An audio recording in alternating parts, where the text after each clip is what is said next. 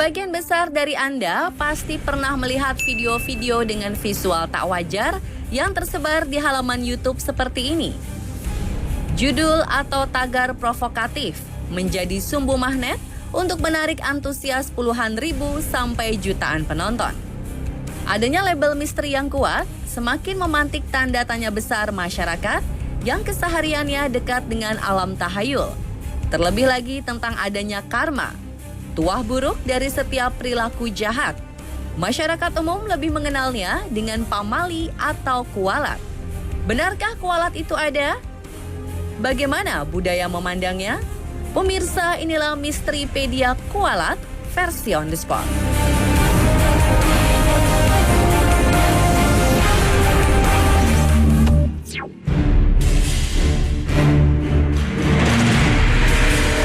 Sebuah video akibat seorang anak menendang ibunya selagi ibadah beredar. Konon, sosok ular berkepala manusia ini adalah hasil sumpah sang ibu yang naik pitam kepada si anak. Kuatnya daya narasi pada kolom deskripsi berhasil mendatangkan 2 juta lebih penonton YouTube.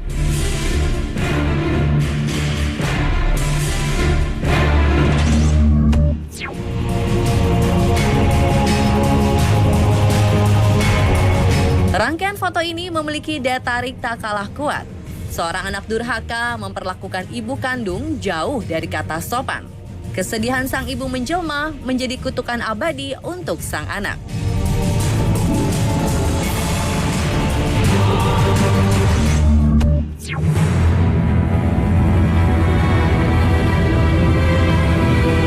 Terlepas dari benar atau tidaknya kutukan dalam tayangan sebelumnya, satu hal yang menjadi daya tarik adalah unsur magis yang tersimpan dalam kata kualat.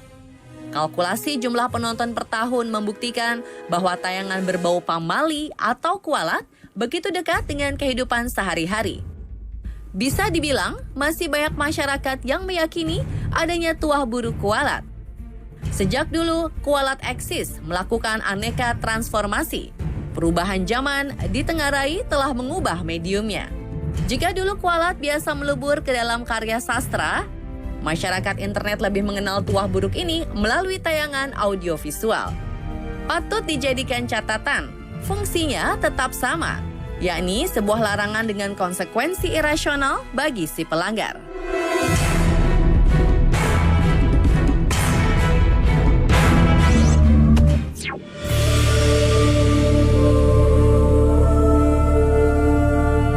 Setiap orang tentu familiar dengan cerita berikut.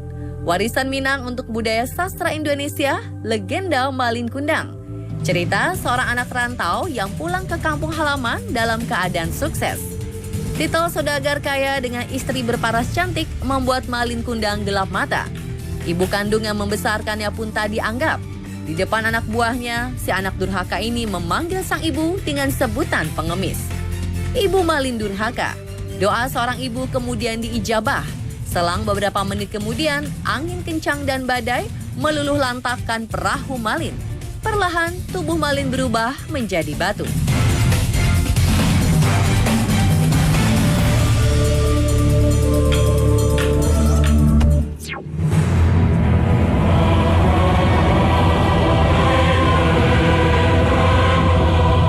Tradisi sastra Tanah Batak mencatat legenda tentang kisah anak yang durhaka kepada ibunya. Si Mardan yang dikisahkan berasal dari Tapanuli menuai tuah buruk, tak kalah mengabaikan ibunya. Setelah sukses di perantauan, kehidupan si Mardan berlimpah harta. Tibalah saat ia pulang ke kampung halaman, si Mardan menyangkal sang ibu lantaran perbedaan status ekonomi. Atas perlakuan kasar anaknya, sang ibu dirundung duka mendalam. Ia lantas meminta petunjuk kepada Tuhan atas kekecewaan yang baru saja dialami. Tiba-tiba angin kencang menghancurkan kapal si Mardan. Tubuh si Mardan mengapung dan berubah menjadi sebuah pulau. Konon, kisah inilah asal-muasal Pulau Simardan.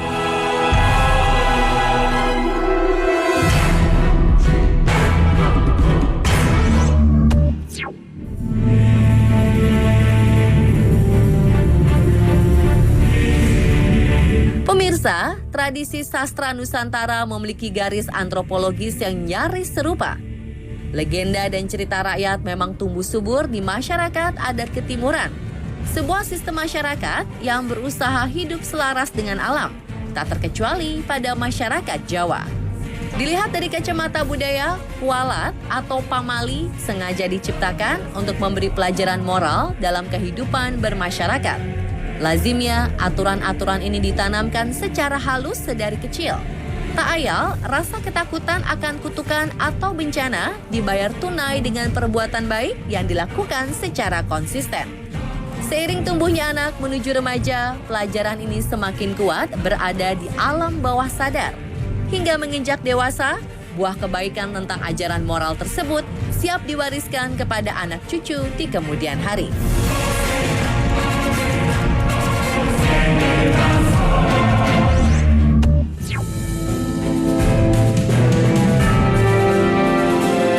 Kualat erat kaitannya dengan ucapan seorang ibu yang berusaha mencegah anaknya berperilaku minor. Sedari dulu, ibu memiliki peran sentral dalam karya sastra berupa cerita rakyat berwujud lisan maupun teks. Lazimnya, cerita tersebut digunakan sebagai pelajaran moral yang mengajak ke arah kebaikan. Jika seorang perempuan sudah memenuhi kewajibannya sebagai ibu, yakni melaksanakan perannya dengan sebaik-baiknya dalam rumah tangga, tuturnya niscaya bagaikan sabda. Energi semesta akan berpihak padanya. Bagi ibu yang telah dikecewakan, kata kualat tak akan terhenti sebagai pelajaran moral semata. Sebuah kutukan bisa jadi akan benar-benar terjadi dan berakhir bencana.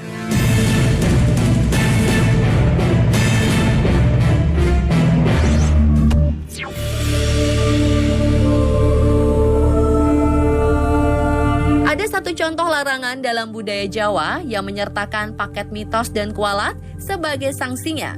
Larangan ini lazim diucapkan orang tua kepada anak gadis. Jangan makan di depan pintu, nanti jauh jodohnya. Sekilas ada yang ganjil dalam kalimat itu.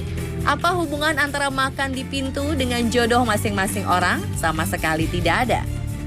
Seolah ada hal gaib yang menghuni pintu akan mengganggu batin sang gadis.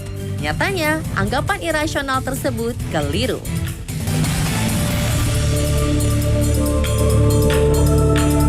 Itulah tadi Misteripedia mengenai kualat versi On The Spot.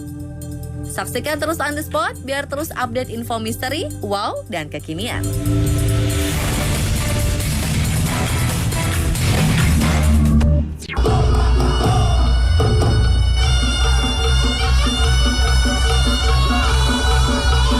Pemirsa, gimana ya rasanya naik di atas kepala Singobarong?